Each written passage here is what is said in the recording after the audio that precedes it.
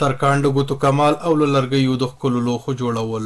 په دې ځای کې ولاړ کاریګر د کونړ له لرګیو د کاله لپاره کاریدونکو توکو په جوړولو بوخت دی. د کونړ جلال آباد په لویه لاره د ترکاڼۍ په دې دوکان کې له لرګیو کاریدونکي توکي په ښکلي بڼه جوړیږي. دا زلمی وایي چې دا هنر یې په ډېرې سختۍ زده کړی او له همدې لارې خپلې کورنۍ ته یوه مړۍ ډوډۍ پیدا کوي. میوهدانۍ شولې، دغه شانتې پتنوسونه شول، قندانۍ بورې دپاره شولې، داسې ډبل بیټې شولې. هر نمونه سامان موږ نه دی دغه جوړوو چې د دفتري سامان شو، دغه شانتې د کور توکي شو، هر نمونه سامان موږ په کونړ ولایت کې جوړېدل.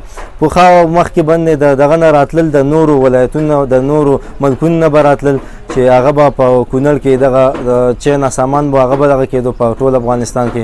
نن موږ په کونړ ولایت کې همدغه لرګي نه ښایسته ښایسته سامان جوړوو.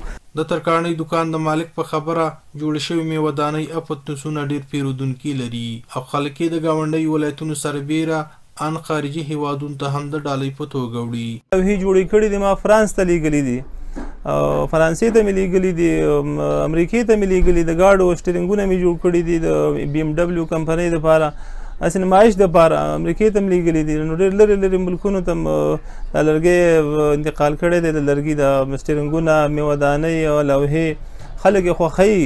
لرګی ښایست لري، د لرګي یو نوم دی، یو ښکلا لري.